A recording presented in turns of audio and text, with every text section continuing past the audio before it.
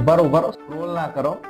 બાલી મોંઘું પડે છે ને, પણ બાલી કરતા ઓછા બજેટમાં સારો હનીમૂન પ્લાન કરી રહ્યા છો તો એના માટે એડવાન્સ હોલિડેઝ બહુ જબરદસ્ત પેકેજની ઓફર લઈને આવેલું છે.